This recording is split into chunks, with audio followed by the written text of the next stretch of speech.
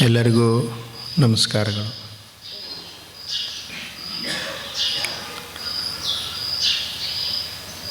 ಭಗವದ್ಗೀತೆಯ 9ನೇ ಅಧ್ಯಾಯ ರಾಜವಿದ್ಯಾ ರಾಜಗುಹ್ಯ ಯೋಗ. ಈ ವಿಷಯವನ್ನು ನಾವೆಲ್ಲರೂ ನೋಡ್ತಾ ಇದ್ದೇವೆ. ಇದು ಜ್ಞಾನ ಮತ್ತು ವಿಜ್ಞಾನವಾದ ವಿಷಯ. ಜ್ಞಾನಂ ವಿಜ್ಞಾನ ಸಹಿತಂ ಅಂತ ಪ್ರಾರಂಭದಲ್ಲೇ ಹೇಳಿದ್ದಾರೆ. ಜ್ಞಾನ ಬಹಳ ಅವಶ್ಯ ನಮಗೆ. ಕನ್ನಡಿಯನ್ನು ನೋಡ್ಕೊಂಡಿವಿ ಅಂದ್ರೆ ನಮ್ಮ ಮುಖ ಹೆಂಗೈತಿ ಕಾಣ್ತದೆ. ಅದಕ್ಕೆ ನಾವು ಮೇಲಿಂದ ಮೇಲೆ ಕನ್ನಡಿಯನ್ನು ನೋಡ್ಕೋತಾ ಇರ್ತೀವಿ. ನನ್ನ ಮುಖ ಕೆಂಪದೋ ಕಪ್ಪದೋ ಹೇಗದ ಅಂತ ಹಾಗೆ ನೋಡ್ತಾನೇ ಇರ್ತೀವಿ. ಕನ್ನಡಿ ಹಾಗೆ ಇದೊಂದು ಅದಲ್ಲ, ಇದು ಶಾಸ್ತ್ರ ಜ್ಞಾನ, ಇದು ಒಂದು ಕನ್ನಡಿ. ಇದು ನಮ್ಮ ಆತ್ಮದ ಮುಖವನ್ನು, ಆತ್ಮದ ದರ್ಶನವನ್ನು ಮಾಡಿಸ್ತದೆ. ಕನ್ನಡಿ ನಾವು ನೋಡಲಿಲ್ಲ ಅಂದ್ರೆ ನಾವು ಹೇಗದೀವಿ ಅಂತ ಹೆಂಗೆ ಗೊತ್ತಾಗೋದಿಲ್ಲ. ನಮ್ಮ ಮುಖ ಸುಂದರದೋ ಕುರುಪದೋ ಅಂತ ಹೇಗೆ ನಮಗೆ ತಿಳಿಯುವುದಿಲ್ಲ. ಹಾಗೆ ನಾವು ಈ ಶಾಸ್ತ್ರವನ್ನು, ಜ್ಞಾನವನ್ನು ನೋಡಲಿಲ್ಲ ಅಂದ್ರೆ, ಕೇಳಲಿಲ್ಲ ಅಂದ್ರೆ ನಮ್ಮ ಆತ್ಮದ ನಿಜವಾದ ಮುಖ ನಮಗೆ ಕಾಣುವುದಿಲ್ಲ. ಅದಕ್ಕೆ ವೇದ ಕನ್ನಡಿ ಇದ್ದಂಗೆ, ಅದನ್ನು ಒಂದು ಕನ್ನಡಿ ಇದ್ದಂಗೆ, ನಮ್ಮ ಆಂತರಿಕ ಮುಖವನ್ನು ತೋರಿಸುವಂಥದ್ದು. ಆದ್ದರಿಂದ ನಾವು ಜ್ಞಾನವನ್ನು ಮಾಡಿಕೊಳ್ಬೇಕು. ನಾವು ದಾರಿಯಲ್ಲಿ ನಡೆಯುವಾಗ ಒಂದು ಊರಿಗೆ ಹೋಗಬೇಕಾಯ್ತು ಅಂದ್ರೆ ಆ ಊರಿಗೊಂದು ದಾರಿ ಬೇಕು. ದಾರಿ ಅಷ್ಟೇ ಇದ್ದರೆ ನಡೆಯೋದಿಲ್ಲ. ರಾತ್ರಿ ನಡೀತಿದ್ದೀವಿ ಅಂದ್ರೆ ದಾರಿ ಮೇಲೆ ನಡಿಬೇಕಾದ್ರೆ ದೀಪ ಬೇಕು. ಹಗಲು ನಡೀತಿದ್ದೀವಿ ಅಂದ್ರೆ ಸೂರ್ಯನ ಬೆಳಕು ಬೇಕು. ದಾರಿದ್ದರೂ ನಡೆಯುವವರಿದ್ದರೂ ನಮ್ಮ ಪಯಣ ಮುಂದೆ ಸಾಗುವುದಿಲ್ಲ. ಯಾಕೆ ಅಂತಂದರೆ ಬೆಳಕಿರಲಿಲ್ಲ ಅಂದ್ರೆ. ಬೆಳಕೇ ನಮಗೆ ದಾರಿಯನ್ನು ತೋರಿಸೋದು. ಇನ್ನು ಈ ಜೀವನ ಅಂತೂ ಹೇಗದ ಅಂದ್ರೆ, ಈ ಜೀವನದಲ್ಲಿ ನಿಶ್ಚಿತವಾದಂಥ ಯಾವ ದಾರಿನೂ ಇಲ್ಲ. ಹೀಗೇ ಒಂದು ದಾರಿ ಹೋಗ್ತದ, ಆ ದಾರಿ ಹಿಡಿದು ಹೋಗ್ರಿ ಅಂಥೇಳಿ ನಿಶ್ಚಿತವಾದಂಥ ಯಾವ ದಾರಿನೂ ಇಲ್ಲ. ಇಂಥ ಈ ಜೀವನದಲ್ಲಿ, ಈ ಜಗತ್ತಿನಲ್ಲಿ ನಾವು ನಮ್ಮ ಗುರಿಯನ್ನು ಮುಟ್ಟಬೇಕಾಗಿತ್ತಂದ್ರೆ ಈ ಗುರುವಿನ ಆಧ್ಯಾತ್ಮಿಕ ಜ್ಞಾನ ನಮಗೆ ಬೇಕಾಗ್ತದೆ. ಒಂದು ದಾರಿ ಸಾಗಬೇಕಾಗಿತ್ತಂದ್ರೆ ಒಂದು ಸಣ್ಣ ದೀಪ ಇದ್ರೂ ಸಾಕು. ಬಹಳ ದೊಡ್ಡದು ಬೇಕಂತೇನಿಲ್ಲ, ಸಣ್ಣದೊಂದು ದೀಪ. ಹಾಗೆ ನಮ್ಮ ಜೀವನದಲ್ಲಿ, ನಮ್ಮ ಈ ಬದುಕಿನ ಯಾತ್ರೆ ನಡಿಬೇಕಾದ್ರೆ ಸಣ್ಣದೊಂದು ದೀಪ, ಒಂದು ವಚನ ಒಂದು ದೀಪ, ಋಷಿಗಳ ಮಾತು ಒಂದು ದೀಪ, ಸಂತರ ಅಭಂಗಗಳು ಒಂದು ದೀಪ. ಆ ದೀಪವನ್ನು ನಾವು ಕೈಯಲ್ಲಿ ಹಿಡ್ಕೊಂಡು ಹೊರಟಿವಿ ಅಂದರೆ ನಾವು ಇಡೀ ಜೀವನದ ತುಂಬ ನಮ್ಮ ದಾರಿಯನ್ನು ನಾವು ಸಾಗಬಹುದು. ಅದಕ್ಕಾಗಿ ಆ ಒಳ್ಳೆಯ ದೀಪವನ್ನು ಹಚ್ಚಬೇಕು. ಒಬ್ಬರು ಸಂತರಿದ್ದರು. ಅವರು ಹಗಲಿನಲ್ಲಿಯೂ ಕೂಡ ಒಂದು ಕೈಯಾಗ ಲ್ಯಾಟಿನ್ ಹಚ್ಕೊಂಡು ಹೋಗ್ತಿದ್ರು, ದೀಪ ಹಿಡ್ಕೊಂಡು ಹೋಗ್ತಿದ್ರು. ಅವ್ರಿಗೊಬ್ಬರು ಕೇಳಿದರು, ಏನ್ರಿ ನೀವು ಇಷ್ಟೆಲ್ಲ ಬೆಳಕದ, ಇಂಥ ಬೆಳಕಿನಲ್ಲಿಯೂ ಸಹಿತ ದೀಪ ಹಚ್ಕೊಂಡು ಹೊರಟ್ರಿಲ್ಲ ಅಂತ ಹೇಳ್ತಿದ್ದರು. ಅವ್ರು ಏನು ಹೇಳ್ತಿದ್ರು ಅಂದ್ರೆ, ಹೊರಗೇನೋ ದೀಪದ, ಆದರೆ ಮನುಷ್ಯ ಒಳಗೆ ಕತ್ತಲೆಯಲ್ಲಿ ಅದಾನ.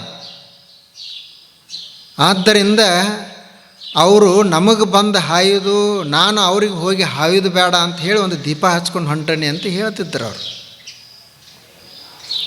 ಹಗಲಿನಲ್ಲಿಯೂ ಸಹಿತ ದೀಪವನ್ನು ಹಚ್ಚಿಕೊಂಡು ಹೊರಟಿದ್ರು. ಹಾಗೆ ನಾವು ಒಂದು ವಚನದ ದೀಪ, ಒಂದು ಭಗವದ್ಗೀತೆಯ ಒಂದು ಮಾತಿನ ದೀಪವನ್ನು ಕೈಯಲ್ಲಿ ಹಿಡ್ಕೊಂಡು ಹೋಗೋದು. ಒಂದು ದೀಪ ಎಷ್ಟು ಅದು ಕೆಲಸವನ್ನು ಮಾಡ್ತದೆ. ಒಂದು ಕ್ಷಣದ ನಿದ್ರೆ ಭಾಳ ಅನಾಹುತಕ್ಕೆ ಕಾರಣ ಆಗ್ತದೆ. ಒಂದು ಕ್ಷಣದ ಅರಿವು ಅದು ಬಹಳ ಬದಲಾವಣೆಗೆ ಕಾರಣ ಆಗ್ತದೆ. ಈಗ ವಾಹನದಲ್ಲಿ ಹೋಗುವಂಥ ಮನುಷ್ಯ ಒಂದು ಕ್ಷಣ ಜಂಪ್ ಬಂತು ಅಂದರೆ ದೊಡ್ಡ ಆಕ್ಸಿಡೆಂಟ್ ಆಗ್ತದೆ. ಒಂದು ಕ್ಷಣ ಅದು ಬಹಳತ್ತಿಲ್ಲ. ಆ ಅಪಘಾತಕ್ಕೆ ಏನು ಕಾರಣ ಆಯಿತು ಅಂದರೆ ಒಂದು ಕ್ಷಣದ ಮರೆವು, ಒಂದು ಕ್ಷಣ ಕಣ್ಣು ತೆಪ್ಪಿದ, ದೊಡ್ಡ ಅಪಘಾತನೇ ಆಯಿತು. ಇನ್ನು ಒಂದು ವೇಳೆ ಆತ ಹಾಗೆ ಗಾಡಿಯಲ್ಲೇ ಮಲ್ಕೊಂಡ ಬಿಟ್ಟ ಅಂತಂದರೆ ಎಷ್ಟಾಗ್ಬೋದು ಅವನಿಗೆ ಅಪಘಾತ. ಹಾಗೆ ನಮ್ಮ ಜೀವನದಲ್ಲಿನೂ ಜ್ಞಾನ ಇತ್ತು ಅಂತಂದ್ರೆ ಆ ಮನುಷ್ಯ ಯಾವಾಗಲೂ ಎಚ್ಚರದಾನಂತದ್ರ ಅರ್ಥ. ಅದು ಒಂದೊಂದು ಸಲ ಜಂಪ್ ಬರ್ತದಲ್ಲ, ಆ ಜಂಪ್ ಬಂತು ಅಂದರೆ ಅಪಘಾತ ಆಗ್ತದೆ, ಆಕ್ಸಿಡೆಂಟ್ ಆಗ್ತದೆ. ಅದಕ್ಕೆ ಅವನಿಗೆ ಅವಾಗೊಮ್ಮೆ ಇವಾಗೊಮ್ಮೆ ಹಾಗೆ ಮಾತಾಡಿಸ್ತಾ ಇರಬೇಕು. ಈಗೇನು ನಾವು ಸತ್ಸಂಗ ಮಾಡ್ತೀವಿ ಇದು ಮತ್ತೆ ಮತ್ತೆ ನೆನಪಿಸುವಂಗೆ, ನಮ್ಮಲ್ಲಿರುವಂಥ ಜ್ಞಾನವನ್ನು ಜಾಗ್ರತೆ ಇಟ್ಟುಕೊಳ್ಳುವಂಥ ಸಾಧನ ಅದು ಇತ್ತು ಅಂತಂದ್ರೆ ನಮ್ಮ ಈ ಬದುಕಿನ ಗಾಡಿ ವಾಹನ ಭಾಳ ಸರಳವಾಗಿ ಸಾಗ್ತದೆ, ಯಾವುದೇ ಅಪಘಾತನೇ ಆಗೋದಿಲ್ಲ. ಅದಕ್ಕಾಗಿಯೇ ಈ ಸತ್ಸಂಗವನ್ನು ಮಾಡಿರೋದು. ಮತ್ತು ಮನುಷ್ಯನಿಗೆ ಯಾವಾಗ ಸಮಾಧಾನ ಸಿಗ್ತದಂದ್ರೆ, ನಾವು ಹೊಟ್ಟೆ ಹಸಿದಿತ್ತಂದ್ರೆ ಊಟ ಮಾಡಿದ್ವಿ ಅಂದರೆ ಸಮಾಧಾನ ಸಿಗ್ತದೆ. ಹಸಿದ ಹೊಟ್ಟೆ ಇರುವಾಗ ಅವನಿಗೆ ಏನು ಮಾಡಿದ್ರೂ ಸಮಾಧಾನ ಆಗೋದಿಲ್ಲ. ಆ ಸಮಯಕ್ಕೆ ಕಟ್ಟಿ ರೊಟ್ಟೆ ಆದರೂ ಸರಿ ಹೊಟ್ಟೆ ತುಂಬಿಸ್ಬೇಕಾಗ್ತದೆ, ಅವಾಗನೇ ಸಮಾಧಾನ ಆಗೋದು. ಹಸಿದಾಗ ಅವನಿಗೆ ನಾನು ನಿನಗೆ ಹಣ ಕೊಡ್ತೀನಿ, ನಿನಗೆ ಮುತ್ತು ರತ್ನ ಕೊಡ್ತೀನಿ, ನಿನ್ನನ್ನು ಗುಣಗಾನ ಮಾಡ್ತೀನಿ ಅಂದರೂ ಅವನು ಕೇಳೋದಿಲ್ಲ. ನೀನು ಏನು ಹೊಗಳದಿದ್ರೂ ಬೈದರೂ ಪರವಾಗಿಲ್ಲ, ನನಗೆ ಹಸಿವಾಗೈತಿ ರೊಟ್ಟಿ ಕೊಡಂತಾನೆ. ಹೊಟ್ಟೆ ಹಸಿವು ಅಷ್ಟು ಜೋರಿರ್ತದೆ. ಅವಾಗೆಲ್ಲ ಬಂಗಾರದ ತೊಗೊಂಡೇನು ಮಾಡೋದು, ಅನ್ನಿಲ್ಲ. ಹೇಗಿದು ಹೊಟ್ಟೆ ಹಸಿವದಲ್ಲ, ಎಲ್ಲಿವರೆಗೆ ಇದು ಹೊಟ್ಟೆ ತುಂಬುವುದಿಲ್ಲ ಅಲ್ಲಿ ತನಕ ಅವನಿಗೆ ಸಮಾಧಾನ ಇರುವುದಿಲ್ಲ. ಮನುಷ್ಯನಿಗೆ ಇದು ಒಂದೇ ಹೊಟ್ಟಿಲ್ಲ, ಇದೊಂದು ಹೊಟ್ಟೆ, ಇದು ಅನ್ನದಿಂದ ತುಂಬುವಂಥದ್ದು. ಇದೊಂದು ಹೊಟ್ಟೆ ಐತಿ, ಇನ್ನೊಂದು ನೆತ್ತಿ ಐತಿ. ಆ ನೆತ್ತಿಗಿನೂ ಹಸಿವು ಆಗ್ತದೆ. ಆ ನೆತ್ತಿಯ ಹಸಿವನ್ನು ಅನ್ನದಿಂದ ತುಂಬಕ್ಕೆ ಬರಂಗಿಲ್ಲ, ಅದನ್ನು ಅರಿವು ಅನ್ನುವಂಥ ಜ್ಞಾನದಿಂದ ಅದನ್ನು ತುಂಬಬೇಕಾಗ್ತದೆ. ಆ ಅರಿವು ಇರಲಾರ್ದಂಥ ಮನುಷ್ಯನಿಗೆ ಅರಿವು ಕೊರತೆ ಆಯಿತು ಅಂದ್ರೆ ಅವನು ಬಳಲ್ತಾನೆ ಇರ್ತಾನೆ. ಏನು ಮಾಡಿದ್ರೂ ಸಮಾಧಾನನೇ ಆಗಂಗಿಲ್ಲ. ಎಲ್ಲ ಕಡೆ ಸುತ್ತಾನೆ, ಏನೇನೋ ಮಾಡ್ತಾನೆ. ಈಗೆಲ್ಲ ನಾವು ನೋಡ್ತೀವಲ್ಲ, ಸಾಕಷ್ಟು ಗಳಿಸಿರ್ತೀವಿ, ನಮಗೆಲ್ಲ ಅನುಕೂಲಸ್ಥರು ಬಹಳಷ್ಟು ಜನ ಇರ್ತಾರೆ. ಇದ್ದರೂ ಸಹಿತ ಯಾಕೆ ಸಮಾಧಾನ ಇಲ್ಲ? ಇದು ಬಳಲ್ತಾದ ಹಸಿವಾಗ್ಯದ. ಅದಕ್ಕೆ ಹೊಟ್ಟೆ ಹಸಿವಿಗೆ ಹೆಂಗೆ ನಾವು ದಿವಸದಾಗ ಅನ್ನ ಹಾಕ್ತೀವಿ, ಹಾಗೆ ನೆತ್ತಿ ಹಸಿವಿಗೆ ಅನ್ನ ಹಾಕಬೇಕು. ಅದಕ್ಕೆ ಅದನ್ನು ಯಾರೇ ಕೊಡಲಿ, ಸಣ್ಣ ಹುಡುಗರೇ ಹೇಳಲಿ ಅಥವಾ ಯಾರೇ ಸಾಮಾನ್ಯ ಮನುಷ್ಯನೇ ಹೇಳಲಿ, ಆ ನಮ್ಮ ನೆತ್ತಿಯ ಹಸಿವೇನಿರ್ತದಲ್ಲ ಆ ಹಸಿವನ್ನು ತೀರಿಸಬೇಕಾಗ್ತದೆ. ಅದು ಸಾಮಾನ್ಯ ಹಸಿವು. ಒಂದು ವೇಳೆ ಇನ್ನು ಅಮೃತನೇ ಸಿಕ್ತಂದ್ರೆ ಮನುಷ್ಯನಿಗೆ ಅವನಿಗೆ ಹಸಿವೇ ಆಗುವುದಿಲ್ಲ. ಈಗ ಹೇಗೆ ನಾವು ದಿನಾಲೂ ಈ ಪ್ರಸಾದವನ್ನು ತೆಗೆದುಕೊಳ್ತೀವಿ, ಯಾಕಂದರೆ ದಿನಾಲೂ ಹಸಿವಾಗ್ತದೆ, ದಿನಾಲೂ ತೆಗೆದುಕೊಳ್ತೀವಿ. ಅಮೃತವನ್ನು ತೆಗೆದುಕೊಂಡ ಅಂದರೆ ಅವನಿಗೆ ಹಸಿವೇ ಆಗುವುದಿಲ್ಲ. ಆ ಅಮೃತ ಯಾವುದು ಅಂದರೆ ಇದೇ ಜ್ಞಾನಾಮೃತ, ಗೀತಾಮೃತ, ಶರಣರ ವಚನಾಮೃತ. ಜ್ಞಾನಿಗಳ ಮಾತು ಅದಲ್ಲ, ಅದು ಅಮೃತ. ಅದನ್ನು ಸವಿದ ಅಂದರೆ ಮನುಷ್ಯ ಇಡೀ ಜೀವನದ ತುಂಬ ಆತ ಸಂತೋಷದಿಂದ ಇರಲಿಕ್ಕೆ ಬರ್ತದೆ. ಅಂಥ ಈ ಜ್ಞಾನ ಅದನ್ನು ನಾವೆಲ್ಲರೂ ನೋಡ್ತಾ ಇದ್ದೇವೆ. ಈಗಾಗಲೇ ಒಂದು 4-5 ಶ್ಲೋಕಗಳನ್ನು ನೋಡೇವೆ.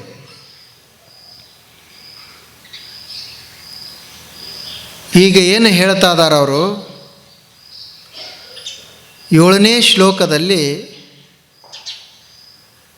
ಸರ್ವಭೂತಾನಿ ಕೌಂತೇಯ ಪ್ರಕೃತಿಂ ಯಾಂತಿ ಮಾಮಿಕಾಂ ಕುಲಕ್ಷಯೇ ಪುನಸ್ತಾನಿ ಕಲ್ಪಕ್ಷಯೇ ಪುನಸ್ತಾನಿ ಕಲ್ಪಾದೌ ವಿಸೃಜಾಮ್ಯಹಂ. ಇದು 7ನೇ ಶ್ಲೋಕ. ಏನಿದರ ಅರ್ಥ ಅಂದ್ರೆ, ಈಗಾಗಲೇ ಹಿಂದೆ ಹೇಳಿದ ಭಗವಂತ ಏನು ಹೇಳಿದ ನೋಡಪ್ಪ, ಈ ಕಣ್ಣಿಗೆ ಕಾಣುವಂಥ ಜಗತ್ತೇನದ, ಈ ಜಗತ್ತನ್ನು ನಾನು ಸೃಷ್ಟಿ ಮಾಡೇನಿ, ಇದು ನನ್ನಿಂದ ಹುಟ್ಟ್ಯದ. ಮತ್ತು ನಾನು ಹೇಗದನಿ, ನಾನು ಅವ್ಯಕ್ತ ಅದನಿ, ನಾನು ಬದಲಾಗುವುದಿಲ್ಲ, ನಿರ್ವಿಕಾರ ಅದನಿ, ನನಗೆ ಹುಟ್ಟಿಲ್ಲ ಸಾವಿಲ್ಲ, ನಾನು ಇದ್ದಂಗನೇ ಇರುವವ. ಹಾಗಾದರೆ ನೀವು ಇದ್ದಂಗೆ ಇರ್ತಿದ್ರಿ ಅಂದರೆ ಈ ಜಗತ್ತು ಬದಲಾಗುವಂಥ ಜಗತ್ತ ಹೆಂಗೆ ತಯಾರಾಯಿತು, ಹೆಂಗೆ ಹುಟ್ಟಿ ಬಂತು ಅಂತ ಒಂದು ಪ್ರಶ್ನೆ ಬರ್ತದಲ್ಲ. ಆ ಪ್ರಶ್ನೆಗೆ ಹಿಂದೆ ಏನು ಉತ್ತರ ಹೇಳಿದರು, ಅದು ನನ್ನಲ್ಲೇ ಒಂದು ಶಕ್ತಿ ಅದ, ಅದಕ್ಕೆ ಪ್ರಕೃತಿ ಅಂತ ಕರೆಯೋದು, ಅದಕ್ಕೆ ಯೋಗ ಶಕ್ತಿ ಅಂತ ಕರೆಯೋದು. ಆ ಯೋಗ ಶಕ್ತಿಯಿಂದ ಈ ಜಗತ್ತು ಸೃಷ್ಟಿಯಾಯಿತು. ಮತ್ತು ಆ ಯೋಗ ಶಕ್ತಿ ನನ್ನ ಬಿಟ್ಟು ಬೇರೆ ಇಲ್ಲ. ಅದು ಆದ್ರೆ ನಾನೇ ಅದಲ್ಲ, ನನಗದು ಸಂಬಂಧ ಇಲ್ಲ, ಆದರೆ ನನ್ನ ಬಿಟ್ಟು ಅದು ಇಲ್ಲ. ನನ್ನ ಸನ್ನಿಧಾನದಲ್ಲೇ ಈ ಜಗತ್ತೆಲ್ಲ ಸೃಷ್ಟಿಯಾಯಿತು, ಪ್ರಕೃತಿಯಿಂದ ಸೃಷ್ಟಿಯಾಯಿತು ಅಂತ ಇಲ್ಲಿ ತನಕ ಹೇಳಿದ್ರಲ್ಲ. ಈಗ ಈ 7ನೇ ಶ್ಲೋಕದಾಗ ಏನು ಹೇಳ್ತಾ ಇದ್ದಾರೋ ಅಂದ್ರೆ, ಈ ಪ್ರಕೃತಿ, ಈ ಜಗತ್ತೇನದಲ್ಲ, ಸರ್ವಭೂತಾನಿ ಕೌಂತೇಯ ಪ್ರಕೃತಿಂ ಯಾಂತಿ ಮಾಮಿಕಾಂ ಕಲ್ಪಕ್ಷಯೇ ಪುನಸ್ತಾನಿ ಕಲ್ಪಾದೌ ವಿಸೃಜಾಮ್ಯಹಂ. ಕಲ್ಪ ಮುಗಿತು ಅಂದ್ರೆ ಕಲ್ಪಕ್ಷಯ, ಕಲ್ಪ ಮುಗಿತು ಅಂದ್ರೆ ಇದು ಜಗತ್ತೆಲ್ಲ ನನ್ನ ಪ್ರಕೃತಿಯಲ್ಲೇ ಲಯ ಆಗ್ತದೆ. ಮುಂದೆ ಮತ್ತೆ ಕಲ್ಪದ ಪ್ರಾರಂಭಕ್ಕೆ, ಕಲ್ಪಾದವು ಕಲ್ಪದ ಪ್ರಾರಂಭಕ್ಕೆ ಮತ್ತೆ ನಾನು ಇದನ್ನು ವಿಸೃಜಾಮ್ಯಹಂ ಸೃಜನೆ ಮಾಡ್ತೀನಿ, ಸೃಷ್ಟಿ ಮಾಡ್ತೀನಿ. ಇಲ್ಲಿ ಕಲ್ಪ ಅಂದರೆ ಒಂದು ಯುಗ ಅಂತ ಇಟ್ಕೊಳ್ಳೋಣ, ದೊಡ್ಡ ಯುಗ ಅದು, ಅಥವಾ ಒಂದು ಪ್ರಳಯ ಅಂತ ಇಟ್ಕೊಳ್ಳೋಣ. ಇದೆಲ್ಲ ಜಗತ್ತು ಪ್ರಳಯ ಆಯಿತು ಅಂದ್ರೆ, ಪ್ರಳಯ ಆದ ಬಳಿಕ ಎಲ್ಲಿ ಹೋಗ್ತದಂದ್ರೆ ಆ ಭಗವಂತಂದೇನು ಪ್ರಕೃತಿ ಅದಲ್ಲ, ಆ ಪ್ರಕೃತಿಯಲ್ಲೇ ಅಡಗ್ತದೆ. ಮುಂದೆ ಮತ್ತೆ ಜಗತ್ತು ಹುಟ್ಕೊಳ್ಬೇಕಲ್ಲ, ಕಲ್ಪಾದವು ಕಲ್ಪದ ಪ್ರಾರಂಭಕ್ಕೆ ಮತ್ತೆ ಎಲ್ಲಿಂದ ಬರ್ತದಂದ್ರೆ ಆ ಪ್ರಕೃತಿಯಿಂದನೇ ಹುಟ್ಟುಕೊಳ್ತದೆ. ಈಗ ನೋಡ್ರಿ, ಸಮುದ್ರದ ನದಿ ಹರಿತಾ ಹರಿತಾ ಹರಿತಾ ಸಮುದ್ರವನ್ನು ಕೂಡ್ತದೆ. ನದಿ ಹೋಗಿ ಎಲ್ಲಿ ಲಯ ಆಗ್ತದೆ? ಸಮುದ್ರದಲ್ಲಿ ಲಯ ಆಗ್ತದೆ. ಮುಂದೆ ಮತ್ತೆ ಎಲ್ಲಿಂದ ಹುಟ್ಟುಕೊಳ್ತದ ನದಿ? ನದಿ ಏನೋ ಗುಡ್ಡದಾಗ ಹುಟ್ಟುತ್ತೈತಿ, ಆದರೆ ಅದು ನೀರು ಬರುವುದು ಎಲ್ಲಿಂದ? ಸಮುದ್ರದಿಂದೇ ಬರಬೇಕು. ಸೂರ್ಯನ ಪ್ರಕಾಶ ಮತ್ತೆ ಸಮುದ್ರವನ್ನು ಕಾಯಿಸ್ತದ. ಅದು ಎದ್ದು ಆಕಾಶದಲ್ಲಿ ಹೋಗ್ತದೆ, ಎತ್ತರವಾದಂಥ ಬೆಟ್ಟಗಳಲ್ಲಿ ಬೀಳ್ತದೆ, ನದಿಯಾಗಿ ಹರಿಲಿಕ್ಕೆ ಶುರು ಆಗ್ತದೆ. ಎಲ್ಲಿ ಹೋಗಿ ಅಡಗ್ತದೆ? ಸಮುದ್ರದಲ್ಲಿ ಹೋಗಿ ಅಡಗ್ತದೆ. ಎಲ್ಲಿ ಹುಟ್ಟುತ್ತದ? ಸಮುದ್ರದಲ್ಲೇ ಹುಟ್ಟುತ್ತದೆ. ಹಾಗೆ ಭಗವಂತಂದು ಏನು ಪ್ರಕೃತಿ ಅದಲ್ಲ, ಆ ಪ್ರಕೃತಿಯಲ್ಲೇ ಈ ಜಗತ್ತ ಹುಟ್ಟುತ್ತದೆ, ಮತ್ತು ಪ್ರಕೃತಿಯಲ್ಲೇ ಹೋಗಿ ಲಯ ಆಗ್ತದೆ. ಅದನ್ನು ಈ ಶ್ಲೋಕದಲ್ಲಿ ಅವರು ಹೇಳ್ತಾ ಇದ್ದಾರೆ. ಈಗ ಒಂದು ಸಣ್ಣದೊಂದು ಬೀಜ ಅದು ಬೆಳೆದು ಬೆಳೆದು ಬೆಳೆದು ದೊಡ್ಡದು ವೃಕ್ಷ ಆಗ್ತದೆ. ದೊಡ್ಡ ವೃಕ್ಷ ಆಯಿತು. ಕೊನೆಗೆ ಮತ್ತೆಲ್ಲ ನಾಶ ಹಾಕುವಂತ ಎಲ್ಲಿಗೆ ಬರ್ತದೆ ಅಂದರೆ ಬೀಜಕ್ಕೆ ಬರ್ತದೆ. ದೊಡ್ಡ ವೃಕ್ಷ ಆಯಿತು, ಮತ್ತು ಬೀಜಕ್ಕೆ ಬಂತು. ಅಂದರೆ ಆ ವೃಕ್ಷದ ಮೂಲ ಸ್ಥಾನ ಯಾವುದು? ಬೀಜ. ವೃಕ್ಷದ ಹುಟ್ಟು ಬೀಜ, ವೃಕ್ಷದ ನಾಶ ಬೀಜದಲ್ಲಿ. ಆಗ ನಮ್ಮ ಎಲ್ಲ ಶರೀರಗಳ ಮತ್ತು ಎಲ್ಲ ಜೀವ ಜಂತುಗಳ ಪ್ರಕೃತಿ ಜಗತ್ತಿನ ಎಲ್ಲದರ ಮೂಲ, ಆ ಮೂಲ ಬ್ರಹ್ಮ ವಸ್ತು ಪ್ರಕೃತಿ ಅಂತೇನು ನಾವು ಪರಮಾತ್ಮ ಅಂತ ಕರಿತೀವಿ, ಅದು ಹುಟ್ಟಲಿಕ್ಕೂ ಅದೇ ಕಾರಣ. ಕೊನೆಗೆ ಎಲ್ಲ ಲಯ ಆಗೋದು ಅದರಲ್ಲೇ ಲಯ ಆಗೋದು. ಮಣ್ಣೆಲ್ಲ ತಯಾರು ಮಾಡಿ ಗಡಿಗೆ ಮಾಡ್ತೀವಿ, ಎಲ್ಲ ಗಡಿಗೆ ತಯಾರಾಗ್ತದೆ. ಇನ್ನೇನು ಅದು ಮಣ್ಣಿನ ಜೋಡಿ ಕೂಡುವುದಿಲ್ಲ ಅಂತ ಅನ್ನಿಸ್ತದೆ. ಆದರೂ ವರ್ಷಗಳ ಕಳೆದ ನಂತರ ಮತ್ತೆಲ್ಲ ಗಡಿಗೆ ಹೋಗಿ ಮಣ್ಣೇ ಆಗ್ತದೆ. ವಸ್ತುಗಳು ಬೇರೆ ಬೇರೆ ಇರಬಹುದು. ಬಂಗಾರನೂ ಈ ಮಣ್ಣಿನಾಗ ತಯಾರಾಯಿತು, ಬೆಳ್ಳಿನೂ ಈ ಮಣ್ಣಿನಾಗ ತಯಾರಾಯಿತು, ಕಬ್ಬಿಣವೂ ಈ ಮಣ್ಣಿನಾಗ ತಯಾರಾಯಿತು. ಮ್ಯಾಲೆ ನೋಡಿದ್ರೆ ಇವು ಮಣ್ಣು ಅಂತ ಅನಿಸೋದನೇ ಇಲ್ಲ. ಆದರೆ ಎಲ್ಲದಕ್ಕೂ ಮಣ್ಣೇ ಮೂಲ. ಹೆಂಗದ ಹಂಗೆ ಎಲ್ಲ ವಸ್ತುಗಳಿಗೂ ಸಣ್ಣದಿರಲಿ ದೊಡ್ಡದಿರಲಿ ಅದು ಪ್ರಕೃತಿ. ಮಾಮಿಕಾಂ ಪ್ರಕೃತಿಂ ಅಂತ ಹೇಳಿದ್ದಾರೆ. ನನ್ನ ಪ್ರಕೃತಿಯಲ್ಲಿ ಅದು ಲಯ ಆಗ್ತದೆ, ನನ್ನ ಪ್ರಕೃತಿಯಿಂದನೇ ಅದು ಹುಟ್ಟುತ್ತೈತಿ ಅಂತ ಈ 7ನೇ ಶ್ಲೋಕದ ಅರ್ಥ. ಸರ್ವಭೂತಾನಿ ಅಂದರೆ ಎಲ್ಲ ಭೂತಗಳು. ಕೌಂತೆಯ ಅಂದರೆ ಕುಂತಿ ಪುತ್ರ ಅರ್ಜುನನೇ ಕೇಳು, ಹೆಂಗೈತಿದು, ಏನೇನು ಆಗ್ತದೆ ಇಲ್ಲಿ ಅಂತಂದರೆ, ಪ್ರಕೃತಿಂ ಯಾಂತಿ ಮಾಮಿಕಾಂ ಕಲ್ಪಕ್ಷಯೇ ಪುನಃಸ್ಥಾನಿ ಕಲ್ಪಾದೌ ವಿಸೃಜಾಮ್ಯಹಂ. ನೋಡಪ್ಪ ಅರ್ಜುನ, ಈ ಜಗತ್ತೆಲ್ಲ ಕಲ್ಪ ಮುಗಿತು ಅಂದರೆ ನನ್ನಲ್ಲೇ ಲಯ ಆಗ್ತೈತಿ, ಮತ್ತು ಕಲ್ಪ ಪ್ರಾರಂಭ ಆಯ್ತಂದ್ರೆ ನಾನೇ ನನ್ನ ಪ್ರಕೃತಿಯಿಂದನೇ ಅದನ್ನು ಸೃಷ್ಟಿ ಮಾಡ್ತೀನಿ ಅಂತ ಈ ಶ್ಲೋಕದಲ್ಲಿ ಹೇಳಿದರು. ಇನ್ನು ಮುಂದಿನ ಶ್ಲೋಕ 8ನೇ ಶ್ಲೋಕ, ಅದು ಏನು ಹೇಳ್ತದಂದ್ರೆ, ಅದು ಇದಕ್ಕಿಂತನೂ ಮುಂದೆ ಹೋಗಿ ಒಂದು ವಿಶೇಷವಾದದ್ದನ್ನು ಹೇಳ್ತದೆ. ಅಲ್ಲಿ ಅರ್ಜುನನಿಗೆ ಒಂದು ಸಂಶಯ ಬರ್ತದೆ. ನೀನು ಎಲ್ಲರನ್ನೂ ಹುಟ್ಟಿಸ್ತಿ ಅಂತ ಹೇಳಿದಿ, ಮತ್ತು ಎಲ್ಲನೂ ನಿನ್ನ ಒಳಗೆ ಲಯ ಮಾಡ್ಕೊಳ್ತಾನಂತ ಹೇಳಿದಿ, ಆದರೆ ಎಲ್ಲರನ್ನೂ ಬೇರೆ ಬೇರೆ ಯಾಕೆ ಹುಟ್ಟಿಸಿದಿ ಅಂತ. ಒಬ್ಬರಂಗೆ ಒಬ್ಬರಿಲ್ಲ ಯಾಕೆ? ಒಂದರಂಗೆ ಒಂದಿಲ್ಲ ಯಾಕೆ? ನೀನೇ ಹುಟ್ಟಿಸೋದಾದರೆ ಎಲ್ಲರನ್ನೂ ಒಂದೇ ರೀತಿ ಹುಟ್ಟಿಸ್ಬೇಕಾಗಿತ್ತಲ್ಲ ಅಂತ ಸಂಶಯ ಬರ್ತದಲ್ಲ. ಆವಾಗ ಅಲ್ಲಿ ಭಗವಂತ ಏನು ಹೇಳ್ತಾನೋ ಅಂದ್ರೆ, ನಾ ಇದನ್ನು ಹೆಂಗೆ ಸೃಷ್ಟಿ ಮಾಡ್ತೀನಿ ಅಂದರೆ, ಪ್ರಕೃತಿಂ ಸ್ವಾಮವಷ್ಟಭ್ಯ ಪುನಃ ಪುನಃ ವಿಸೃಜಾಮ್ಯಹಂ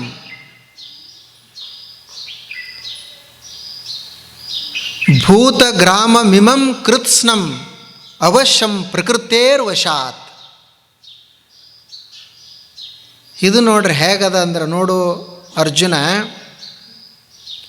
ನಾನು ಇದನ್ನೆಲ್ಲ ಹುಟ್ಟಿಸ್ತೀನಿ, ಪುನಃ ಪುನಃ ಹುಟ್ಟಿಸ್ತೀನಿ, ಪುನಃ ಪುನಃ ನಾಶ ಮಾಡ್ತೀನಿ.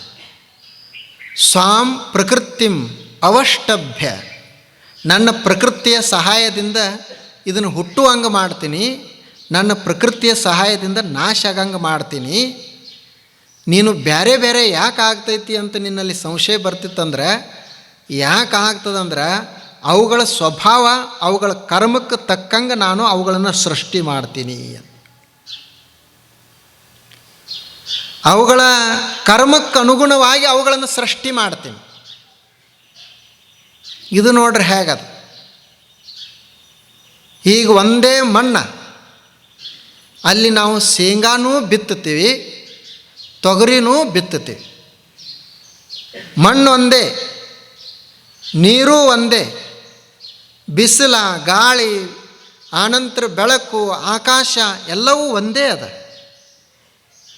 ಶೇಂಗಾ ಒಂದು ರೀತಿ ಬೆಳೀತದೆ, ತೊಗರಿ ಇನ್ನೊಂದು ರೀತಿ ಬೆಳೀತದೆ. ಯಾಕೆ ಹೀಗಾಯಿತು?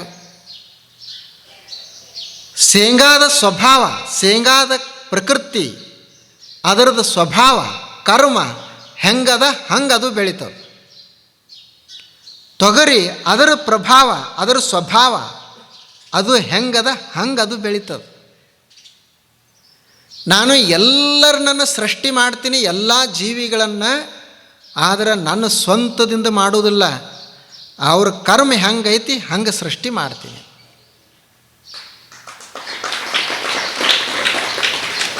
ಇದು ನೋಡ್ರಿ, ಇದು ಹೇಗದ, ಇದು ಬಹಳ ಗಹನವಾದಂಥ ವಿಷಯ, ಅದು ಬಹಳ ಮಹತ್ವದಾದಂಥ ವಿಷಯ. ಅದು ನಮ್ಮ ಕರ್ಮಕ್ಕೆ ಅನುಗುಣವಾಗಿ ನಾವು ಜನ್ಮವನ್ನು ಪಡಿತೀವಿ. ನಾವು ನಮ್ಮ ಕರ್ಮಕ್ಕೆ ಅನುಗುಣವಾಗಿ ನಾವು ಮೃತ್ಯುವನ್ನು ಹೊಂದುತ್ತೀವಿ. ಭಗವಂತನೇ ನಮ್ಮನ್ನು ಹುಟ್ಟಿಸ್ತಾನೆ, ಆದರೂ ನಮ್ಮ ಕರ್ಮಕ್ಕೆ ಅನುಗುಣವಾಗಿಯೇ ನಂಬದಿರೋದು. ಎಲ್ಲ ಹುಡುಗರು ಶಾಲೆ ಕಲಿತಾವೆ, ಕಲಿಸು ಮಾಸ್ತರ್ ಒಬ್ಬನೇ. ಇವರು, ಈ ಹುಡುಗನೂ 10 ವರ್ಷ ಕಲಿತ, ಮತ್ತೊಬ್ಬನು 10 ವರ್ಷ ಕಲಿಸ್ತ. ಕಲಿಸು ಮಾಸ್ತರ್ ಒಬ್ಬನೇ, ಕಲಿಯುವ ವಿಷಯನೂ ಒಂದೇ, ಆದರೂ ಸಹಿತ ಒಬ್ಬ ಒಂದು ರೀತಿ ಕಲಿತಾನ, ಇನ್ನೊಬ್ಬ ಇನ್ನೊಂದು ರೀತಿ ಕಲಿತಾನೆ. ಇದು ಯಾಕೆ ಹೀಗಾಗೈತಿ ಅಂದರೆ ಅವರ ಪ್ರಕೃತಿ, ಅಂದರೆ ಅವರ ಸ್ವಭಾವ. ಆದ್ದರಿಂದ ಆ ಶ್ಲೋಕದಲ್ಲಿ ಏನು ಹೇಳಿದರು? ಪ್ರಕೃತಿಂ ಸ್ವಾಂ ಅವಷ್ಟಭ್ಯಂ. ಅವಷ್ಟಭ್ಯಂ ಅಂದರೆ ಪ್ರಕೃತಿಯ ಸಹಾಯದಿಂದ ನಾನು ಪುನಃ ಪುನಃ ವಿಸೃಜಾಮಿ, ಈ ಜಗತ್ತನ್ನು ಸೃಷ್ಟಿ ಮಾಡ್ತೀನಿ. ಭೂತಗ್ರಾಮಂ ಇಮಂ, ಭೂತಗ್ರಾಮಂ ಅಂದರೆ ಎಲ್ಲ ಜೀವಿಗಳನ್ನು ಸೃಷ್ಟಿ ಮಾಡ್ತೀನಿ. ಕೃತ್ಸ್ನಂ, ಸಮಸ್ತ ಜೀವಿಗಳನ್ನು ನಾನೇ ಸೃಷ್ಟಿ ಮಾಡ್ತೀನಿ. ಆದರೆ ಹೆಂಗೆ ಮಾಡ್ತೀನಿ ಅಂದರೆ ಪ್ರಕೃತೇರ್ ವಶಾತ್, ಅವರ ಕರ್ಮಕ್ಕೆ ವಶನಾಗಿ ಅವರ ಕರ್ಮದಂತೆ ಅವರನ್ನು ಸೃಷ್ಟಿ ಮಾಡ್ತೀನಿ. ಜೀವಿಗಳ ಕರ್ಮಕ್ಕನುಗುಣವಾಗಿ ಸೃಷ್ಟಿ ಮಾಡ್ತೀನಿ. ಇದು ಒಂದು ಈ ಶ್ಲೋಕದ ಅರ್ಥ. ನಮ್ಮ ಸ್ವಭಾವ ಅದು ಬಹಳ ಮಹತ್ವದ್ದು,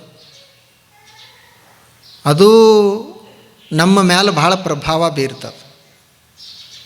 ಒಬ್ಬರು ಸಾಧು ಇದ್ದರು, ಕತೆ ಒಂದು ದ್ರಾಷ್ಟಾಂತಿಕವಾಗಿ ಐತಿ, ಆದರೆ ಬಹಳ ಚಲೋ ಅದ. ಅವರು ತಪಸ್ಸಿಗೆ ಕುಳಿತಿದ್ದರು. ಅವ್ರ ಹತ್ತಿರ ಒಂದು ಸಣ್ಣದೊಂದು ಇಲಿ ಮರಿ ಬಂತು, ಇಲಿ ಮರಿ. ಅದನ್ನು ನೋಡಿದ್ರು, ಇವ್ರಿಗೆ ಭಾಳ ಚಲೋ ಅನಿಸ್ತು. ಪಾಪ ಇಷ್ಟು ಚಲೋ ಐತಿ ಈ ಮರಿಯನ್ನು ನಾನು ಯಾಕೆ ಒಂದು ಹೆಣ್ಮಗಳ ರೂಪ ಇದಕ್ಕೆ ಕೊಡಬಾರ್ದು ಅಂತಂದ. ಭಾಳ ತಪಸ್ವಿ ಇದ್ದರು. ಸಣ್ಣ ಇಲಿ ಮರಿಯನ್ನು ಒಬ್ಬ ಸುಂದರ ಹೆಣ್ಮಗಳಾಗಿ ಮಾಡಿದ. ಆಕೆ ಬೆಳೆದಳು ದೊಡ್ಡವಳಾದಳು. ಸಾಧುನೇ ಜೋಪಾಸನೆ ಮಾಡಿದ, ಋಷಿನೇ ಆಕೆಯನ್ನು ಸಾಕಿದ. ಇನ್ನು ಬೆಳೆದ ನಂತರ ಮದುವೆ ಮಾಡಿ ಕೊಡಬೇಕಲ್ಲ, ಆಕೆಗೆ ಎಲ್ಲ ಕಡೆ ವರನನ್ನು ತೋರಿಸಿದ ಋಷಿ. ರಾಜರನ್ನು ತೋರಿಸಿದ, ವಿದ್ಯಾವಂತರನ್ನು ತೋರಿಸಿದ, ಸುಂದರ ವರನನ್ನು ಆಕೆ ನೋಡಿದಳು. ಯಾವ ಪಸಂದ ಬರವಲ್ಲು. ಋಷಿಗೆ ಭಾಳ ಚಿಂತೆ ಆಯಿತು, ಯಾಕೆ ಹೀಗಾಗಕತ್ತೈತಿ ಅಂತ. ಅವ ಮರ್ತು ಬಿಟ್ಟಿದ್ದ, ಆ ಹೆಣ್ಮಗಳನ್ನು ಹೆಂಗೆ ತಯಾರು ಮಾಡೀನಿ ಅನ್ನೋದನ್ನು ಮರ್ತು ಬಿಟ್ಟಿದ್ದ. ಯಾಕೆ ಹೀಗಾಗಕತ್ತೈತಿ, ಮದುವೆನೂ ಆಗ್ತಾ ಇಲ್ಲ, ನಮ್ಮ ಹೆಣ್ಣು ಮಗಳಿಗೆ ಯಾವ ವರ ಕೂಡಿ ಬರ್ತಾ ಇಲ್ಲ, ಯಾಕೆ ಹೀಗಾಗ್ತದಂತ ಹೇಳಿ ಒಂದು ದಿವಸ ಧ್ಯಾನ ಮಾಡಿ ಆಕೆ ಹಿಂದಿನ ಜನ್ಮ ಏನೈತಿ ಅಂತ ನೋಡಿದ. ಅವಾಗ ನೆನಪಿಗೆ ಬಂತು, ಆಕೆ ಹಿಂದೆ ಇಲಿ ಇದ್ದಳು.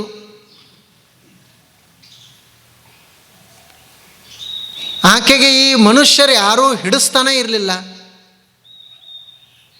ಕೊನೆಗೆ ಅವ ತಿಳ್ಕೊಂಡ, ಇನ್ನಿದು ಹೊಂದಾಣಿಕೆ ಆಗೋದಿಲ್ಲ. ಆಕೆ ಸ್ವಭಾವಕ್ಕೆ ತಕ್ಕ ಹಂಗೆ ಇರೋದು. ಸ್ವಭಾವ ನಾನು ಬರೀ ಮ್ಯಾಲ ರೂಪ ಅಷ್ಟೇ ಬದಲು ಮಾಡಿದೆ, ಆಕಾರ ಅಷ್ಟೇ ಬದಲಾಯಿತು, ಸ್ವಭಾವ ಹಾಗೇ ಉಳಿದದ. ಅದು ಇಲಿ ಸ್ವಭಾವನೇ ಉಳಿದದ. ಇಲಿಯನ್ನೇ ಪ್ರೀತಿಸ್ತದ, ಅದನ್ನೇ ಮೆಚ್ಚಿಕೊಳ್ಳೋದದು. ಅದಕ್ಕಿನ್ನು ಮತ್ತೆ ಈಕೆಯನ್ನು ಇಲಿ ಮಾಡಬೇಕಂತ ಹೇಳಿ ಇಲಿ ಮಾಡಿದ.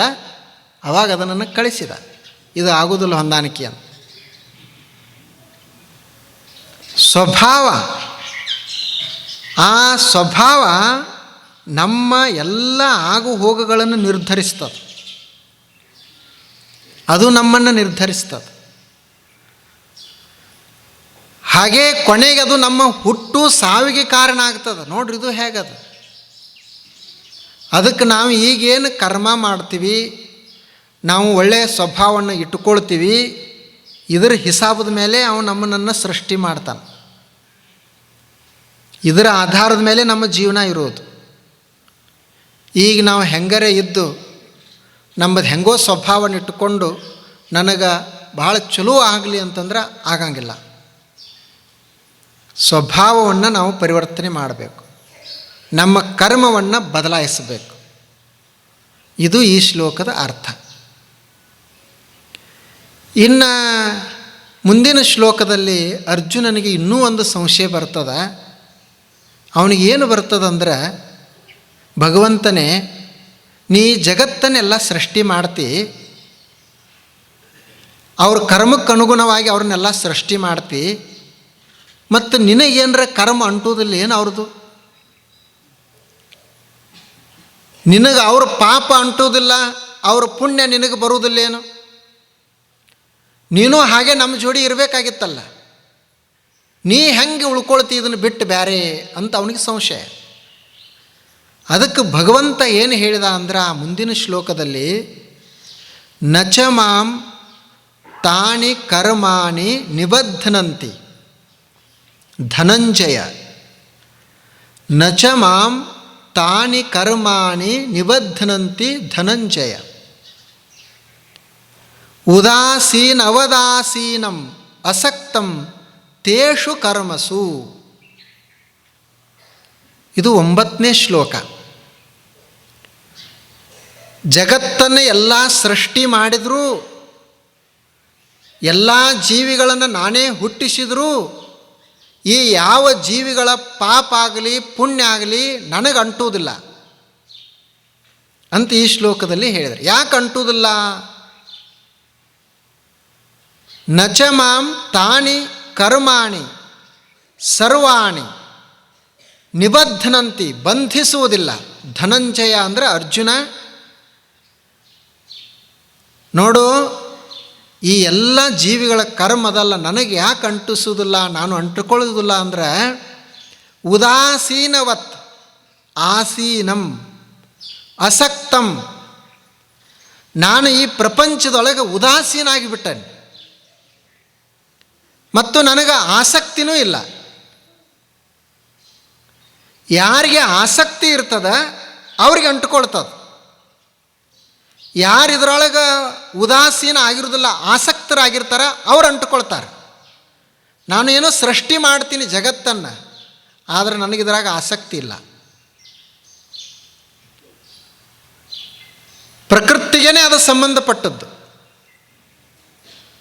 ನಾನು ಉದಾಸೀನ ಅದನ್ನು, ಉದಾಸೀನವತ್, ಉದಾಸೀನ ಇರುವುದರಿಂದ, ಅಸಕ್ತಂ ಆಸಕ್ತಿ ಇಲ್ಲದಿರುವುದರಿಂದ, ನ ನಿಬದ್ಧನಂತೆ, ಈ ಕರ್ಮ ನನಗೆ ಅಂಟುವುದಿಲ್ಲ. ಈಗ ನೋಡ್ರಿ ಉದಾಹರಣೆ, ಈಗ ನಾವೆಲ್ಲರೂ ಇಲ್ಲಿ ಒಂದು ತಾಸು ಕೂಡ್ತೀವಿ, ಕುಳಿತ ನಂತರ ಎದ್ದು ಹೋಗ್ತೀವಿ. ಇಲ್ಲಿ ಏನಾದರೆ ಏನು ನಮಗೇನು ಸಂಬಂಧ? ನಮ್ಮದು ಆಸಕ್ತಿನೇ ಇಲ್ಲಲ್ಲ ಇಲ್ಲಿ. ಮತ್ತೆ ಬರ್ತೀವಿ, ಮತ್ತೆ ಹೋಗ್ತೀವಿ. ಯಾರಿಗೆ ತೊಂದರೆ ಆಗ್ತದೆ? ಯಾರಿಗೆ ಇದರೊಳಗೆ ಆಸಕ್ತಿ ಐತಿ, ಯಾರು ಇದ್ರೊಳನ್ನ ಹಿಡ್ಕೊಂಡು ಕುಳಿತಿರ್ತಾರೆ, ಅವ್ರಿಗೆ ಏನರ ಸ್ವಲ್ಪ ಹೆಚ್ಚ ಕಡಿಮೆ ಆಯ್ತಂದ್ರೆ ಅವ್ರಿಗೆ ತ್ರಾಸ ಆಗ್ತದೆ. ಈಗ ಇಲ್ಲಿ ಬಯಲದ, ನಾವು ಇಷ್ಟೆಲ್ಲ ಮಾಡ್ತೀವಿ, ಮಾತಾಡ್ತೀವಿ, ಸಂತೋಷ ಪಡ್ತೀವಿ, ನಗ್ತೀವಿ, ದುಃಖ ಪಡ್ತೀವಿ, ಸಿಟ್ಟಿಗೆ ಬರ್ತೀವಿ, ಎಲ್ಲ ಮಾಡ್ತೀವಿ. ಬಯಲಿಗೇನೂ ಆಗೋದಿಲ್ಲ. ಯಾಕೆಂದ್ರೆ ಅದು ಆಸಕ್ತಿನೂ ಇಲ್ಲ, ಅದು ಉದಾಸೀನ ಆಗಿಬಿಟ್ಟದ. ಯಾರಿಗೆ ಅಂಟ್ಕೊಳ್ತಾವೋ ಕರ್ಮ ಅಂದರೆ, ಯಾರು ಆಸಕ್ತರದಾರ ಅವ್ರು ಅಂಟ್ಕೊಳ್ತದೆ. ಈಗ ಅದೊಂದು ಕುರ್ಚಿ, ಯಾವುದೋ ಒಂದು ಆಫೀಸ್ದಾಗ ಒಂದು ಕುರ್ಚಿ ಚೇರ್ಮನ್ ಆದ ಅಂತ ಇಟ್ಕೊಡ್ರಿ. ಆ ಚೇರ್ಮನ್ ಆದ ಮನುಷ್ಯನಿಗೆ ಕೂಡುವಾಗ ಎಷ್ಟು ಸಂತೋಷ ಆಗ್ತದೆ, ಮತ್ತು ಇಳಿಯುವಾಗ ಅಷ್ಟೇ ದುಃಖ ಆಗ್ತದೆ. ಆದರೆ ಕುರ್ಚಿಗೆ ಏನರ ಆಗ್ತದೇನು? ಅದು ಚೇರ್ಮನ್, ಅದೇ ಚೇರ್ಮನ್ನ. ಅದು ಯಾರು ಕೂತರೂ ಸುಮ್ಮನೆ ಇರ್ತದೆ, ಯಾರು ಇಳಿದು ಹೋದರೂ ಅದಕ್ಕೇನು ದುಃಖ ಇಲ್ಲ. ಯಾಕೆ? ಅದಕ್ಕೆ ಆಸಕ್ತಿನೇ ಇಲ್ಲ. ಹಾಗೆ ಯಾವಾಗ ಅಂಟ್ಕೊಳ್ತಾವು ಕರ್ಮಗಳು ಅಂತಂದರೆ ನಾವು ಆಸಕ್ತರಿದ್ರಲ್ಲ. ಅದಕ್ಕೆ ಅವರು ಅದು ಆಸಕ್ತಿ ಅನ್ನೋದು ಹೆಂಗಿರ್ತಂದ್ರೆ ಅಡ್ರೆಸ್ ಇದ್ದಂಗೆ ಇರ್ತದೆ. ಈಗ ನಿಮ್ಮ ಮನೆಗೆ ಒಂದು ಪೋಸ್ಟ್ ಕಾರ್ಡ್ ಬರಬೇಕಾದ್ರೆ ನಿಮ್ಮದು ಅಡ್ರೆಸ್ ಬೇಕಲ್ಲ. ನೀವು ಹೀಗೊಂದು ಪೋಸ್ಟ್ ಕಾರ್ಡ್ ಹಾಕಿದ್ರಿ, ಇಂಥದ್ದೊಂದು ಊರಿಗೆ ಪೋಸ್ಟ್ ಕಾರ್ಡ್ ಹೋಯ್ತು. ಅಲ್ಲಿ ಊರಾಗಿನ ಪೋಸ್ಟ್ ಮಾಸ್ಟರ್ ಕಡೆ ಹೋಗ್ತದೆ, ಅವನು ನೋಡ್ತಾನೆ ಇಂಥದ್ದೊಂದು ಪತ್ರ ಯಾರಿಗೆ ಹೋಗ್ಬೇಕು, ಅಡ್ರೆಸ್ ಯಾರಿಗಿರ್ತದೆ ಅವ್ರಿಗೆ ಹೋಗ್ತದೆ. ಆ ಪತ್ರಕ್ಕೆ ಅಡ್ರೆಸ್ಸೇ ಇಲ್ಲ, ಯಾರಿಗೆ ಹೋಗ್ಬೇಕದು? ಯಾರಿಂದ ಬಂದಿತ್ತು ಅವ್ರಿಗೆ ಹೊಳ್ಳಿ ಕಳಿಸಿಬಿಡ್ತಾರೆ. ಹಾಗೆ ನಮ್ಮ ಕರ್ಮದಲ್ಲ, ನಾನು ಅದರಾಗ ಆಸಕ್ತನಾಗಿದ್ದೆ ಅಂದರೆ ನನ್ನ ಕಡೆನೇ ಬರ್ತಾವೆ, ನಮ್ಮ ಜೋಡಿನೇ ಬರ್ತಾವೆ. ನಾವು ಆಸಕ್ತರಿಲ್ಲ ಅಂದ್ರೆ ಅವು ಎಲ್ಲಿಂದಿದ್ದು ಅಲ್ಲಿಗೆ ಹೋಗ್ತಾವು. ಹಾಗೆ ನಾನು ಹೆಂಗದನಿ ಅಂದರೆ, ಜಗತ್ತಿಷ್ಟೆಲ್ಲ ಸೃಷ್ಟಿ ಮಾಡಿದರೂ ಈ ಜಗತ್ತಿನಲ್ಲಿ ನಾನು ಆಸಕ್ತ ಆಗಿಲ್ಲ ಮತ್ತು ಉದಾಸೀನ ಅದನಿ, ನನಗೇನು ಸಂಬಂಧ ಇಲ್ಲ ಅದರದ್ದು. ಲೀಲೆ ಅಂತ ಸುಮ್ಮನೆ ಮಾಡಾಕತ್ತೇನಿ. ಆದ್ದರಿಂದ ಅದರ ಕರ್ಮ ನನಗೆ ಬರುವುದಿಲ್ಲ. ಆ ಜೀವಿಗಳ ಪಾಪ ಪುಣ್ಯ ಆಗಲಿ ನನಗೆ ಅದರದ ಸಂಬಂಧ ಇಲ್ಲ, ನಾನು ಬಂಧಿತನಾಗುವುದಿಲ್ಲ ಅಂತ ಅದರಲ್ಲಿ ಹೇಳಿ. ನೋಡ್ರಿ ಅದು ಹೇಗದ. ನಾವೆಲ್ಲ ಪ್ರಪಂಚದಾಗ ಎಷ್ಟು ಆಸಕ್ತರಾಗಿ, ಅದಕ್ಕೆ ಪ್ರಪಂಚದ ಎಲ್ಲ ಭಾರ ನಮಗಾಗ್ತದೆ. ಪ್ರಪಂಚದ ಆಸಕ್ತಿನೇ ನಮ್ಮನ್ನು ಭಾರ ಮಾಡಿದ್ದು. ನಮ್ಮನ್ನು ಅದು ಹಿಡಿದಿಲ್ಲ, ನಾವೇ ಅದನ್ನು ಹಿಡಿದಿರುವುದು.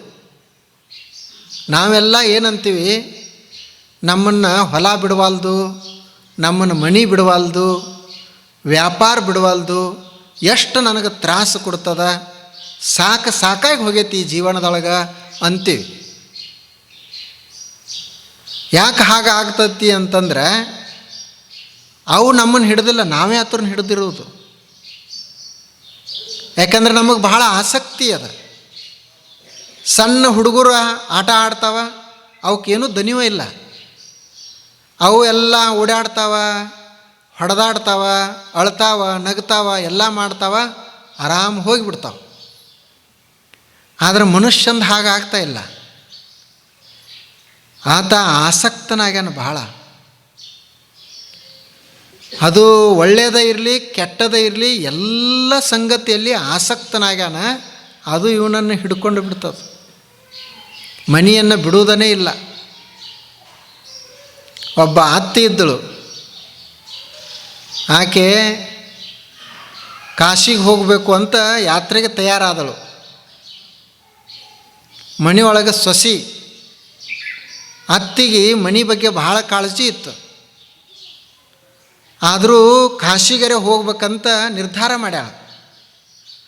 ಎಲ್ಲ ಸಾಮಾನು ತಯಾರು ಮಾಡಿಕೊಂಡ್ಲು.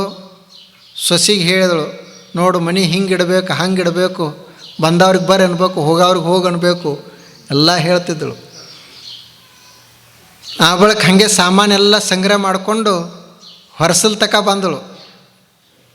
ಹೊರಸಲ್ದಿಂದ ಮತ್ತೆ ಮನೆ ಒಳಗೆ ಹೋಗಿ ಸೊಸಿಗೆ ಹೇಳಿದಳು, ನಾ ಬರುತ್ತಾನ ಆರಾಮಿರು, ಮನೆ ಹಂಗೈತಿ, ಹೊಲ ಹಿಂಗೈತಿ, ಮಕ್ಕಳು ಹಂಗೆ ಅಂತ ಮತ್ತೆ ಹೇಳಿದಳು. ಮತ್ತೆ ಹೋದಳು, ಅಂಗಳ ದಾಟಿದಳು. ಅಂಗಳ ದಾಟಿ ಮತ್ತೆ ಮನೆಗೆ ಬಂದಳು. ಮತ್ತೆ ಮನೆಗೆ ಬಂದು ಹೊಲ ಹಂಗಾಗೈತಿ, ಮಳೆ ಹಿಂಗೈತಿ, ಎಲ್ಲ ಐತಿ, ಎಲ್ಲ ಸಂಭಾಳಿಸ್ಬೇಕು ನೋಡು ಅಂತ ಹೇಳಿದಳು ಸೊಸಿಗೆ. ಇನ್ನೇನು ಸ್ವಲ್ಪ ಮನೆ ದೂರ ಆಗಬೇಕು, ಕಾಣಲಾರ್ದಂಗೆ ಅಷ್ಟು ಹೋದಳು. ಮತ್ತೆ ಮನೆಗೆ ಬಂದಳು. ಸೊಸಿಗೆ ಸಿಟ್ಟು ಬಂತು. ಆಕೆ ಹೇಳಿದಳು, ಇನ್ನು ನೀವು ಕಾಶಿಗೆ ಹೋದ್ರೂ ಏನು ಉಪಯೋಗ ಆಗೋದಿಲ್ಲ, ಬಿಟ್ರೇ ಭಾಳ ಚಲೋ ಅದು.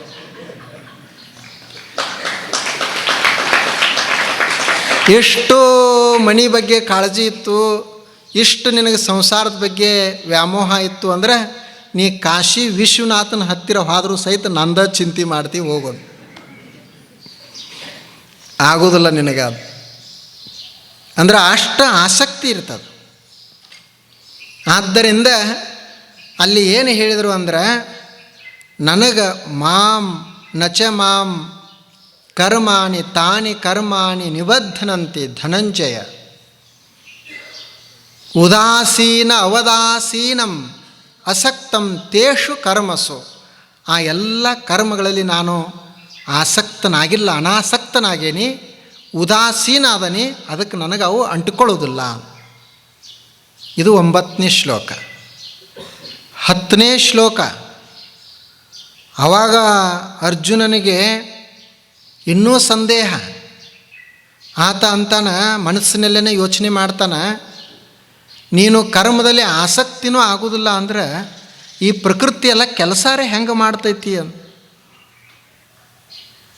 ನೀ ಮಾಡಲಾರ್ದ ಮಾಡ್ತದೆ ಏನಿದು? ನಿನಗೆ ಆಸಕ್ತಿ ಇರಲಾರ್ದ ಆಗ್ತದೆ ಏನು? ಹೆಂಗೆಲ್ಲ ಕೆಲಸ ಆಗ್ತದೆ ಇಲ್ಲಿ ಅಂತ. ಆವಾಗ ಭಗವಂತ ಹೇಳಿದ, ಇಲ್ಲಿ ಎಲ್ಲ ಹೆಂಗೆ ಕೆಲಸ ನಡೆದದಂದ್ರೆ, ಮಯಾಧ್ಯಕ್ಷೇನ ಕೌಂತೇಯ, ಮಯಾಧ್ಯಕ್ಷೇನ ಕೌಂತೇಯ. ನೋಡ್ರಿ ಅದು ಹೇಗದ. ಇಲ್ಲಿ ಒಂದು ಶಬ್ದವನ್ನು ಹೇಳಿದರು. ಏನು ಅಂದರೆ, ಈ ಜಗತ್ತೆಲ್ಲ ಹೆಂಗೆ ನಡೆದಂದ್ರೆ ನನ್ನ ಅಧ್ಯಕ್ಷತೆಯಲ್ಲಿ ನಡೆದದು. ಮಯ ಅಂದರೆ ನನ್ನ, ಅಧ್ಯಕ್ಷತೇನ ಮಯಾಧ್ಯಕ್ಷೇನ ಕೌಂತೇಯ, ಮಯಾಧ್ಯಕ್ಷೇನ ಪ್ರಕೃತಿ ಸೂಯತೆ ಸಚರಾಚರಂ.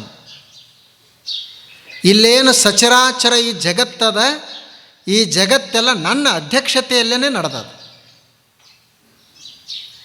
ನನ್ನ ಅಧ್ಯಕ್ಷತೆಯಲ್ಲೇ ನಡೆದದು. ಹೇತು ನಾನೇನ ಕೌಂತೇಯ ಜಗದ್ವಿಪರಿವರ್ತತೆ, ಮಯಾಧ್ಯಕ್ಷೇನ ಪ್ರಕೃತಿ ಸೂಯತೆ ಸಚರಾಚರಂ, ಹೇತು ನಾನೇನ ಕೌಂತೇಯ. ಎಷ್ಟು ಚಂದದ ನೋಡ್ರಿ ಅದು. ಈ ಜಗತ್ತು ಹುಟ್ಟುವುದು ಸಾಯುವುದು ಇದು ಯಾರ ಅಧ್ಯಕ್ಷತೆಯಲ್ಲಿ ನಡೆದಂದ್ರೆ ನನ್ನ ಅಧ್ಯಕ್ಷತೆಯಲ್ಲಿ ನಡೆದದು. ನನ್ನ ಅಂದರೆ ದೇವರ ಅಧ್ಯಕ್ಷತೆಯಲ್ಲಿ ನಡೆದದು. ಆ ಅಧ್ಯಕ್ಷತೆ ಹೆಂಗಿರ್ತದಂದ್ರೆ ಅದು ಏನೂ ಸಂಬಂಧ ಇರಲಾರ್ದ ಅಧ್ಯಕ್ಷತೆ. ಕೆಲಸ ಮಾಡೋದು ಪ್ರಕೃತಿ, ಅಧ್ಯಕ್ಷರು ಯಾರು ಅಂದರೆ ಭಗವಂತ. ಪ್ರಕೃತಿ ಕೆಲಸ ಮಾಡ್ತದೆ, ಆದರೆ ಭಗವಂತ ಅದರ ಅಧ್ಯಕ್ಷದ. ಈಗ ನೋಡ್ರಿ, ನಾವು ಅದೇವಿ, ನಮ್ಮ ಶರೀರದ, ಮನಸ್ಸದ, ಮೆದುಳದ ಎಲ್ಲ ಅದ. ಆನಂತರ ಇದ್ರೊಳಗೆ ಜೀವ ಅನ್ನೋದು, ನಾನು ಅನ್ನೋದು ಒಂದು ಅದ ಅಲ್ಲ. ಈಗ ಈ ಪ್ರಕೃತಿ ಹೆಂಗೆ ಕೆಲಸ ನಡೆದದ, ಶರೀರಕ್ಕೆ ಅನುಗುಣವಾಗಿ, ಶರೀರದ ಕರ್ಮಕ್ಕೆ ಅನುಗುಣವಾಗಿ ಅದರ ಕೆಲಸ ನಡೆದದು. ಹಸಿವು, ನೀರಡಿಕೆ, ಯೌವನ, ಮುಪ್ಪ, ಸಾವು, ಶರೀರಕ್ಕೆ ಸಂಬಂಧಪಟ್ಟಂಗೆ ಅದರ ಕೆಲಸ ಅದು ನಡೆದದು. ಮನಸ್ಸಿನ ಕೆಲಸ ಸಂಕಲ್ಪ ವಿಕಲ್ಪ ಅದರದ್ದು ನಡೆದದು, ಬುದ್ಧಿ ಯೋಚನೆ ಮಾಡೋದು ಅದು ಅದರದ್ದು ಕೆಲಸ ನಡೆದದು.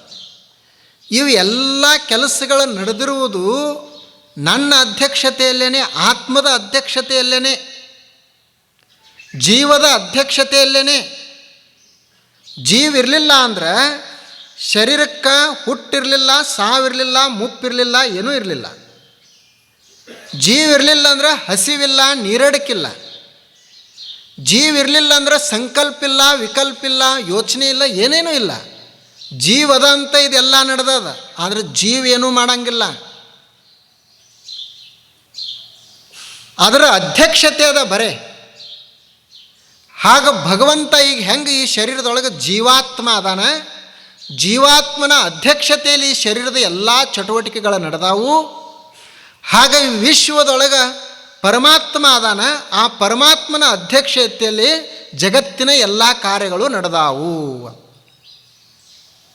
ಅದಕ್ಕೆ ಮಯಾ ಅಧ್ಯಕ್ಷೇನ ಪ್ರಕೃತಿ ಸೂಯತೆ ಸಚರಾಚರಂ.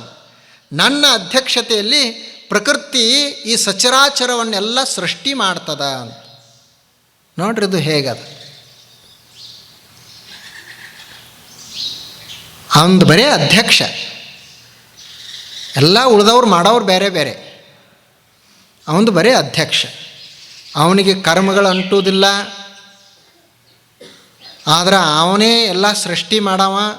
ಅವನ ಅಧ್ಯಕ್ಷತೆಯಲ್ಲೇ ಪ್ರಕೃತಿ ಕೆಲಸ ಮಾಡೋದು. ಇದು ಈ ಪ್ರಕೃತಿ ಜಗತ್ತು ಮತ್ತು ಭಗವಂತನ ಸಂಬಂಧವನ್ನು ಹೆಂಗದ ಅನ್ನೋದನ್ನು ಅವರು ಅದನ್ನು ತಿಳಿಸಿದರು. ಇಷ್ಟು ಇದು ವಿಷಯ. 10 ಶ್ಲೋಕಗಳಾದವು. ಈಗ ಮುಂದಿನ ಏನೈತಿ ಅಂತ ಹೇಳಿ ಇವತ್ತು ಅದನ್ನು ನಾವು ನೋಡೋಂಗಿಲ್ಲ, ನಾಳೆ ನೋಡ್ತೀವಿ. ಮತ್ತೆ ಬನ್ನಿ. ನಮಸ್ಕಾರ.